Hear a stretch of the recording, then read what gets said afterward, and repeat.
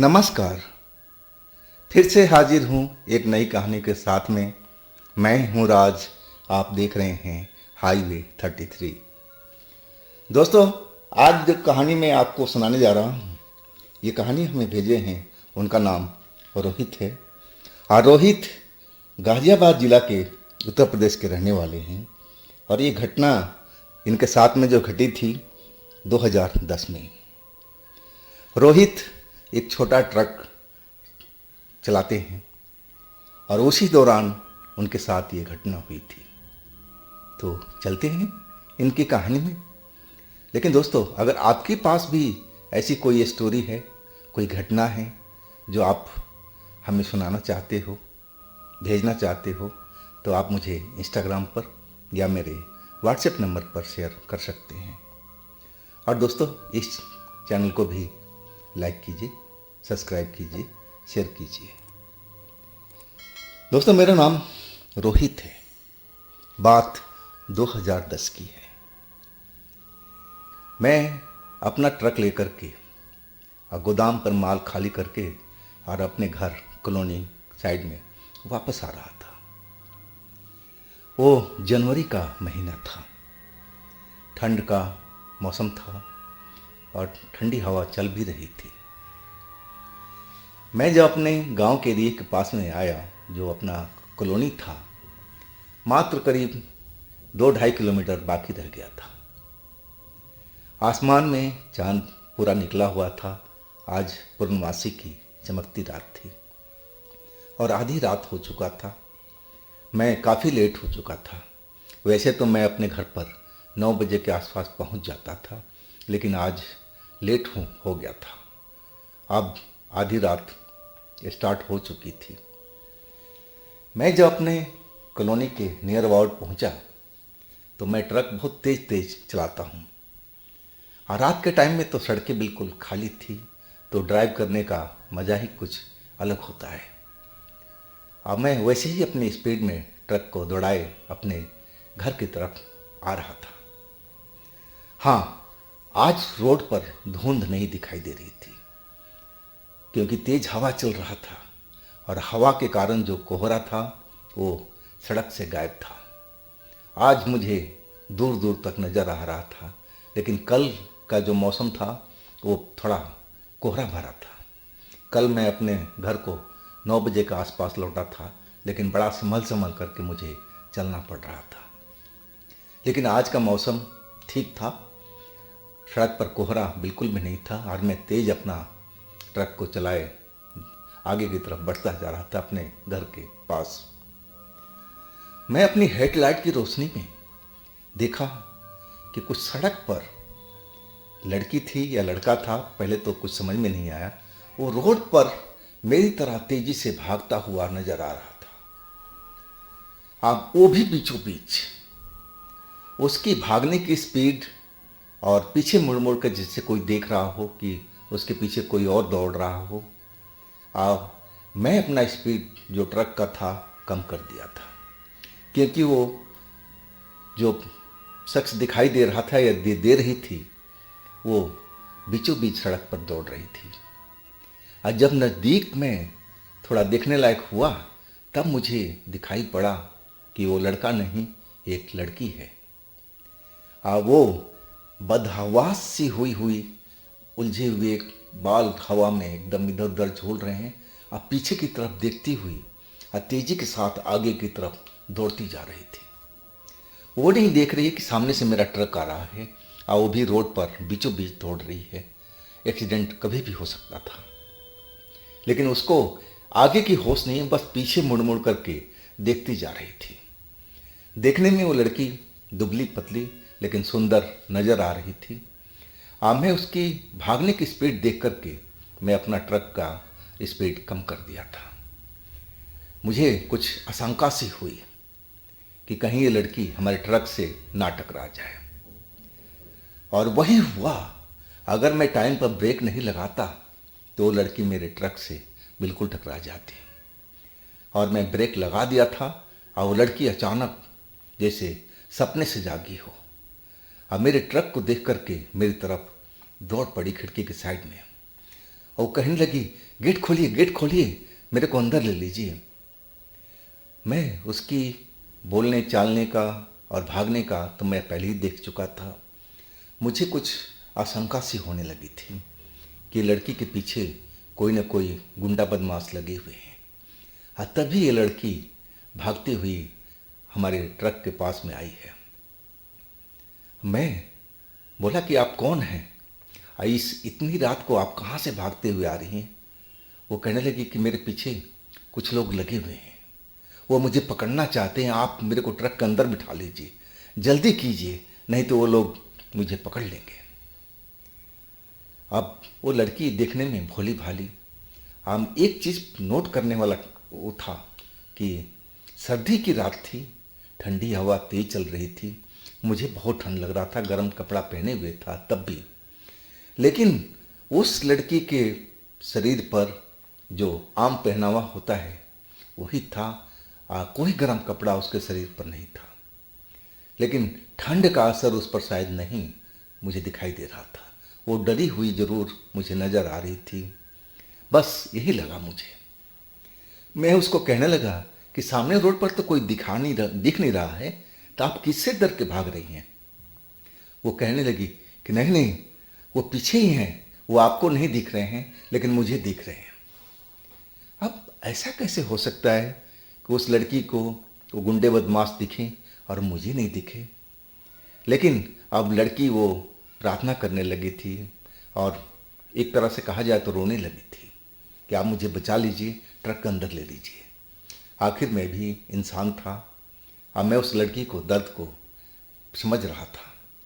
मैंने बोला, हाँ गेट खोल रहा हूँ, जल्दी से आप अंदर आ जाओ। गेट खोल दिया मैं और वो ट्रक के अंदर केबिन में आकर के बैठ गई। मैं देखा वो बेहद डरी हुई थी। ठंड का असर तो उस पर कुछ मुझे नज़र नहीं आ रहा था। वो बार बार अभी भी रोड साइड में इधर उधर ताक रही थी, झांक रही थी। अब मुझे कह रही थी कि आप स्टार्ट करो ना ट्रक को, जल्दी से आगे निकल लो, यहाँ रुकना ठीक नहीं है, वो लोग को कभी भी हमें पकड़ सकते हैं। हमें क्या मतलब? मैंने बोला, हमें क्यों पकड़ लेंगे भाई, मैंने क्यों उनका क्या बिगाड़ा है? अब वो है कौन लोग, मुझे तो कहीं पर नज़र नहीं आ रहे। अब वो कहने लगी कि आपको नज़र नहीं आ रहा लेकिन मुझे नज़र आ रहा है। वो बिल्कुल अंधेरे में छिपे हुए हैं उस पेड़ों के पास में। वो इशारा करती हुई उंगली से बताने लगी। मैं उधर देखने लगा लेकिन वहाँ मुझे कोई भी नज़र नहीं आया। मैं सोचा शायद ये इसका मानसिक संतुलन ठीक नहीं है। और जैसे इसकी वेशभूषा था, पहनावा था, वो तो एक अच्छे घर की लग रही थी। लेकिन इतनी रात में कहाँ से भाग के आ रही है, कहाँ जा रही है, कुछ भी नहीं मालूम। और बार बार कह रही थी कि बस निकल लो यहाँ से, इस जगह से, ये जगह ठीक नहीं है, वो लोग कभी भी आ सकते हैं। खैर मैं तो आगे निकलना ही था और मैंने निकल लिया। अब वो जो एरिया था, जो सुनसान एरिया था जहाँ पर मैंने ट्रक रोका था, वो लड़की मिली थी। वैसे तो उस रोड पर मैं रोज़ ही गुजरता था, रोज़ अपने घर जाता था, सुबह मैं अपने काम पर निकलता था ट्रक लेकर के। डर वाली तो कोई बात नहीं थी। लेकिन ये लड़की कह रही थी कि वहाँ पर कोई है जो उसका पीछा कर रहा है, उसको पकड़ना चाह रहा है। कौन हो सकता है? अब मेरा जो कॉलोनी था वहाँ से 2-2.5 किलोमीटर की दूरी पर था और आज तक इस रोड पर ऐसी कोई वारदात, ऐसी कोई घटना मैंने सुनी नहीं थी। खैर मैं अब उस लड़की को बिठा करके आगे की तरफ, कॉलोनी की तरफ चलने लगा। मैं उससे पूछता रहा कि आप कौन हैं, आपका नाम क्या है?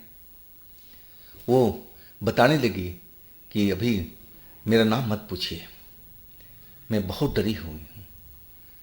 मैंने बोला कि आप पानी पी लो, लेकिन पानी की बोतल दिया तो मना कर दिया उसने कि नहीं नहीं, मुझे अभी पानी की ज़रूरत नहीं है, थोड़ा सा मुझे शांत होने दीजिए, फिर मैं आपसे बात करूँगी। मैं भी उसकी घबराहट समझ रहा था। लड़की डरी हुई दिखाई दे रही थी और डर के वजह से उसके मुंह से आवाज़ भी साफ निकल नहीं रही थी, लेकिन वो पानी भी नहीं पी रही थी। खैर मैं अब अपने कॉलोनी के नज़दीक आ गया था। अब मैं उससे पूछने लगा कि मैं आपको कहाँ पर उतारूँ। वो लड़की फिर रोड के साइड में इधर उधर देखने लगी। अब जो कॉलोनी था हमारा, बिल्कुल कॉलोनी के अंदर हम घुस गए थे, स्टार्टिंग हो चुका था। अब एक जगह पर उसने बोली कि आप मुझे इसी जगह पर उतार दो। मैं गाड़ी रोक दी अपनी, और वो लड़की झटके से ट्रक से नीचे उतर गई। अंधेरे की साइड में भागती हुई वो चली गई। मैं ट्रक पर बैठा, ना तो उसने शुक्रिया किया ना धन्यवाद किया, और दौड़ती हुई वहाँ से निकल गई। मुझे अब लगने लगा कि सही में इसका मानसिक संतुलन ठीक नहीं है इस लड़की का। अब मैं, चलो कोई बात नहीं, अब मैं अपने घर की तरफ चल दिया था। अब मैं उस घटना को अपनी पत्नी से बताया भी, तो मेरी पत्नी भी कहने लगी कि शायद दुखियारी लड़की होगी और शायद कोई उसका पीछा कर रहा होगा, तभी तो इतना डरी हुई थी। मैंने बोला कि मैंने वहाँ पर देखा आसपास में, मुझे कोई भी नज़र नहीं आया। मेरी पत्नी कहने लगी कि शायद ट्रक का रोशनी देख करके वो गुंडे बदमाश कहीं छिप गए होंगे। खैर, मैं उस घटना को तो भूल ही गया था।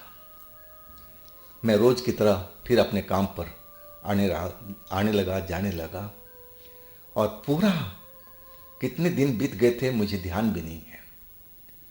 अब मैं उस घटना को दिमाग से बिल्कुल निकल चुका था, मुझे याद भी नहीं था। और एक रात वैसे ही मेरे साथ में हुआ, वो भी आधी रात की वक्त थी। अब मैं डेरी लौट रहा था माल खाली करके। कभी कभी हफ्ता में 10 दिन में मेरे साथ में ऐसा होता था, और आज भी पूर्णिमा की चमकती हुई रात थी। मतलब पूरा महीना गुजर गया था, इसमें मुझे कुछ मालूम भी नहीं हुआ। और उस लड़की का घटना जो मेरे साथ में पहली बार हुआ था, मैं उसको बिल्कुल भूल गया था। मैं उसको दोबारा कभी ध्यान में लाया ही नहीं कि वो लड़की कौन थी और उस अंधेरी जगह में कहाँ जाकर के गुम हो गई, बिल्कुल मैं भूल चुका था। अब मैं जब अपने घर की कॉलोनी की तरफ बढ़ने लगा, कॉलोनी के अंदर एंट्री कर गया था, और जहाँ मैंने उस लड़की को उतारा था, उसी जगह पर वही लड़की, वही ड्रेस, बिना गर्म कपड़े पहने हुए। हालांकि अभी सर्दी थी, कम तो हो गई थी, लेकिन इतनी तो जरूर सर्दी थी। और वही मुझे आधी रात के वक्त में जहाँ मैंने उसको उतारा था पिछली बार, वही मुझे खड़ी दिखाई दी। हाँ, इस बार भी उसके जो चेहरे का रंगत था वो भी बिल्कुल उड़ा हुआ दिखाई दे रहा था। अब आज भी मुझे घबराई हुई नजर आ रही थी। जैसे ही मेरा उसने ट्रक देखा, बीच रोड में आकर खड़ी हो गई। अब मेरे को हाथ देने लगी, मतलब रोको ट्रक। मैं उस लड़की को एक नज़र में देख कर ही पहचान गया कि वही लड़की है जिसको मैंने पिछली बार लिफ्ट दिया था और यहाँ तक छोड़ा था। मैंने भी ब्रेक लगा दिया, और वो लड़की मेरी खिड़की के पास में आ गई, और वो कहने लगी कि आप मेरी मदद कीजिए ना, मैं बहुत बड़ी खतरे में हूँ। वो लोग यहाँ तक आ गए हैं मुझे पकड़ने के लिए, आप मुझे कहीं और लेके चलिए। अब मैं सोचने लगा कि आखिर ये लड़की कौन है, और ये कॉलोनी के अंदर में गुंडे बदमाश कहाँ से आ जाएंगे। मुझे कहीं पर कोई नज़र नहीं आ रहा था। मैं हर तरफ देख रहा था उसकी बात सुन करके। अब मुझे लगा कि शायद ये लड़की दिमाग से पैदल ही है। मुझे कहीं पर एक भी कोई आदमी रोड पर नज़र नहीं आया, आसपास कहीं पर भी। मैं कहने लगा कि मुझे तो कोई नज़र नहीं आ रहा, कहाँ पर है कोई। वो फिर अंधेरे के साइड में इशारा करने लगी और कहने लगी कि वहाँ पर लोग खड़े हैं, मुझे पकड़ने के लिए आए हुए हैं, आप मेरी मदद करो, मुझे कहीं ले चलो। अब मैं करूँ तो क्या करूँ। मैंने बोला ठीक है, आप मेरे ट्रक में बैठ जाओ, मैं आगे और छोड़ दूंगा। और जल्दी से मेरे ट्रक में बैठ गई। अब मैं घर के नज़दीक पहुंचने वाला था। अब मैंने उससे पूछा कि कहाँ उतारूं आपको, अब तो मेरा घर आने वाला है। वो मेरी तरफ घूर करके देखती रही। और फिर कुछ देर, जैसे ही कुछ कदम या कुछ दूर हम आगे बढ़े ट्रक लेकर के, और फिर अचानक बोली कि आप रुक जाओ यहीं पर। मैंने रोक दिया कि एक जवान लड़की को अपने घर पर क्यों लेके जाऊं। पता नहीं कौन है, अभी तक तो उसने मेरा अपना नाम भी नहीं बताया है। और दूसरी बार मिली है, फिर वही कहानी बता रही है कि उसको कोई पकड़ने के लिए आ रहा है। कौन आ रहा भाई? मुझे तो ऐसे ही लगी दिमाग से पैदल।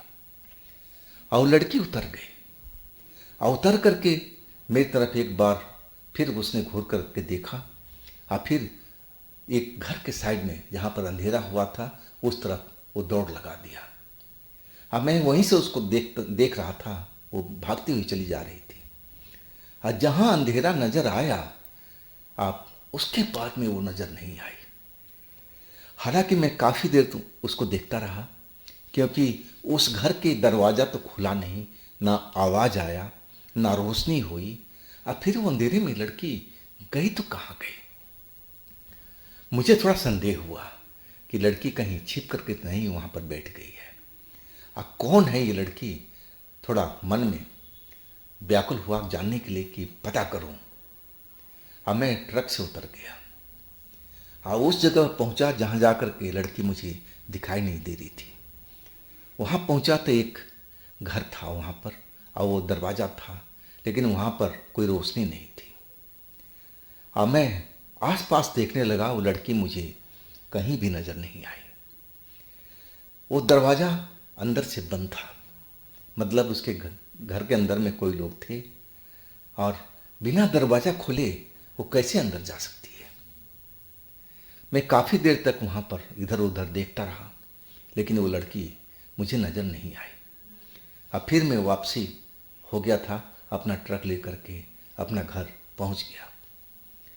आज की बात भी मैं अपनी पत्नी से बताया। अब वो मेरी पत्नी कहने लगी कि तुमने ध्यान से देखा उस लड़की को? मैंने कि हाँ, वो तो मेरे साथ आने को तैयार थी, लेकिन तुम क्या सोचती, इसलिए मैं उसको अपने घर तक नहीं लाया। और वो रास्ते में उतर करके एक अंधेरी जगह में गायब हुई, और उसके बाद वो नज़र नहीं आई। मैं वहाँ भी जा कर के देखा। मेरी पत्नी सोच में पड़ गई थी और कहने लगी कि ऐसा तो नहीं होना चाहिए। आप बता रहे हो कि उस अंधेरे में छोड़ा और उसके बाद नज़र नहीं आई, कुछ न कुछ तो जरूर गड़बड़ है। आप खैर कहने लगी छोड़ो, आप चली गई ना, अब तो नज़र नहीं आ रही ना, छोड़ो, अब खाना पीना खाओ, और रात बहुत ज़्यादा हो चुकी है, आराम करो खाना पीना खा करके, सुबह सोचेंगे इसके बारे में कौन थी, सुबह कुछ जानकारी लेंगे। अब जी मैं रात भर उसी के बारे में सोचता रहा, नींद नहीं आ रही थी कि आखिर ये कौन सी लड़की है जो 2 बार मेरे से टकरा गई, मिली, और दोनों बार वही कपड़े, वही ड्रेस, वैसे ही उलझे हुए बाल उसके, जैसे महीनों से वो बिल्कुल ना नहाई हो, वैसे ही मुझे सब कुछ नज़र आ रहा था। मैं उसी के बारे में सोच रहा था।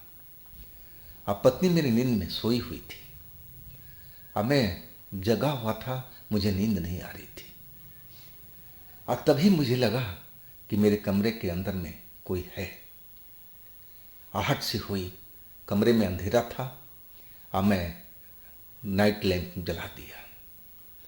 और जैसे ही नाइट लैंप जलाया तो जो चीज़ मैंने देखा, देख करके मैं चिल्ला पड़ा था।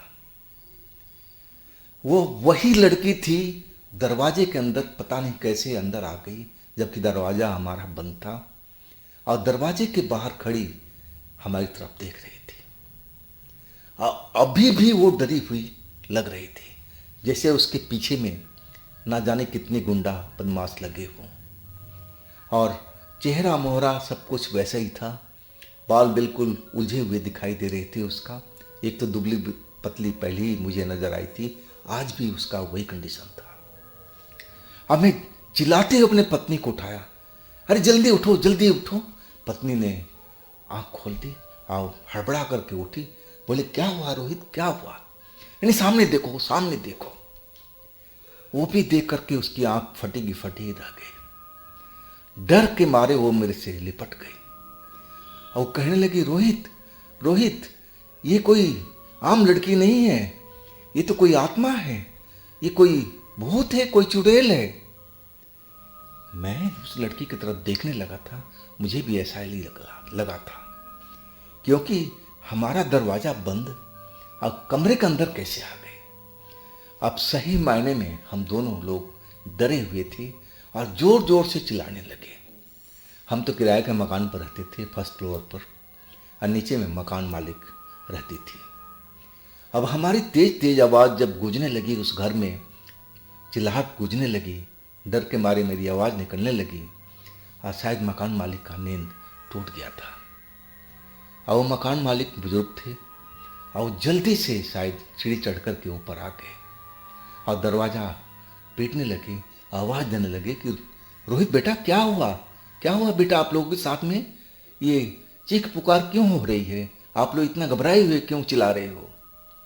और जैसे ही मकान मालिक ने आवाज़ दी और उस वो लड़की थी और अचानक ही जैसे वहाँ पर थी ही नहीं। हम हर कमरे में कोने वगैरह सब कुछ देख चुके थे और लड़की एकदम गायब हो गई थी। अब डर के मारे जल्दी से जाके हमने दरवाज़ा खोला और मकान मालिक को जल्दी जल्दी सारी बात बता दिया। मकान मालिक सोच में पड़ गया था और वो बोला कि बेटा मैं अंदर आ जाऊं। मैंने कि जी अंदर आइए आप। अंदर आ गया। वो शायद कुछ तंत्र का जानकार था, पूजा पाठ तो करते हुए मैं उसको हमेशा देखा हूँ, सुबह में शाम में पूजा पाठ तो जरूर करते थे, लेकिन मैं नहीं जानता था कि वो तंत्र मंत्र के जानकार भी हैं। और वो हमारे घर के अंदर में इधर उधर देखने लगे और सूंघने लगे जैसे कोई चीज़ को ढूंढ रहे हो। अब फिर वो हम दोनों को बोले कि बेटा तुम लोग घर से बाहर निकलो, जल्दी करो, इस घर से बाहर निकल जाओ। अब उनकी बात सुन करके हम पति पत्नी कमरे से बाहर निकल गए थे और वो जो अंकल थे उन्होंने अंदर से दरवाज़ा बंद कर लिया था। और इसके बाद में कुछ वहाँ पर आवाज़ आने लगी थी, लेकिन इतनी धीमी आवाज़ थी कि साफ साफ सुनाई नहीं दे रही थी। हाँ, अंकल की आवाज़ ज़रूर साफ सुनाई दे रही थी, जैसे वो किसी से पूछ रहे हो कि तुम कौन हो, तुम यहाँ पर क्यों आई हो, तुम्हारा मकसद क्या है यहाँ आने का। लेकिन जो उधर से आवाज़ सुनाई दे रही थी बहुत धीमी और पतली आवाज़ थी। करीब आधा पौन घंटा तक वो बातचीत चलती रही और इसके बाद शांति हो गई थी। और फिर अंकल दरवाज़ा खोल दिए और कहने लगे कि आप लोग नीचे चलो, सुबह मैं जब इस कमरा को सही ढंग से पवित्र कर दूंगा तब आप लोग इस कमरे में आना। अब हम सही में डरे हुए थे, कमरे के अंदर जाने की हमारी हिम्मत नहीं कर रही थी दोनों जनों की। हम मकान मालिक के कमरे के अंदर ही गए और उनके गेस्ट रूम में जा कर के रात वहीं बिताया था। और वो मकान मालिक कहने लगे, वो भी बेचारे सोए नहीं, हम लोग के पास में बैठे हुए थे, और वो कहने लगे कि रोहित बेटा, तुम जो उस लड़की को देखे थे वो तुम नहीं अपने साथ इसको इस घर में लेके आए हो। और वो लड़की एक आत्मा है और वो आत्मा ऐसी है, पवित्र आत्मा है, और वो जो शैतान आत्मा है उसके पीछे लगी हुई है, उसको बंधक बनाना चाहती है। और वो लड़की जो आत्मा है वो उनसे भागती फिर रही है और उसे लगा कि तुम्हारा जो घर है सुरक्षित घर है, क्योंकि यहाँ पर पूजा पाठ होता रहता है और दुष्ट आत्मा तो यहाँ आ ही नहीं सकती है। तो ये पवित्र आत्मा थी और इसलिए तुम्हारे पीछा करते करते इस घर तक पहुँच गई थी। बेटा डरने की कोई बात नहीं है, लेकिन फिर भी मैं सुबह में एक बार घर को पवित्र करूँगा और तब तुम लोग जाना। वो आत्मा को मैंने इस घर से दूर भगा दिया है, अब वो इस घर में नहीं आएगी, उसने वादा किया है। और वाकई में ऐसा ही हुआ। सुबह के टाइम में जो मकान मालिक अंकल थे वो घर में पूजा पाठ किए थे और गंगा जल ले करके हमारे घर के अंदर में हर जगह छिड़काव किया और घर को पवित्र किया। तब जा कर के उस आत्मा से हमें मुक्ति मिली थी। और लेकिन इस घटना को तो काफ़ी साल हो गया था और मुझे लगा कि अब इससे हमारा छुटकारा हो चुका है। लेकिन एक रात को बहुत साल के बाद में, करीब उस घटना को बीते कम से कम 5 साल हो गया था और हम लोग अब दूसरे के मकान में थे। वो अंकल का घर छोड़ चुके थे और रात में मुझे उसी का सपना आया था, उसी आत्मा का, उसी लड़की का। लेकिन जैसे ही सपना उसका आना शुरू हुआ मेरी नींद टूट गई। मैं डर से चीख पड़ा था। पत्नी मेरी उठ गई थी और फिर हम लोग अगले दिन एक तांत्रिक के पास में, एक बाबा के पास पहुंचे थे और सारी बात बताया था, शुरू से लेकर के अभी तक का। वो बाबा कहने लगे कि देखो, हो सकता है कि वो आत्मा तुम्हारे आसपास आज भी हो, कि वो तुम्हें सुरक्षित मानती है, इसीलिए तुम्हारे आसपास वो भटकती होगी। डरने की कोई बात नहीं है, लेकिन फिर भी मैं एक ताबीज़ बना कर दे देता हूँ और तुम दोनों मियाँ बीवी अपने गले में पहन लेना, और इस ताबीज़ से वो आत्मा तुम्हारे घर के आसपास ना तुम्हारी सपनों में आएगी। और वैसा ही फिर हुआ। ताबीज़ के असर से वो आत्मा हमारे पास में नहीं आई। तो दोस्तों, ये थी रोहित जी की अपनी कहानी। अगर आपके पास भी ऐसी कोई कहानी है तो आप ज़रूर हमें शेयर कीजिएगा। और दोस्तों, मेरे दूसरे चैनल पर भी जाइए, उनमें भी अच्छी अच्छी कहानी मैंने अपलोड किया हुआ है, तो एक बार उस चैनल पर ज़रूर विजिट कीजिएगा, उस कहानियों का आनंद ज़रूर लीजिएगा।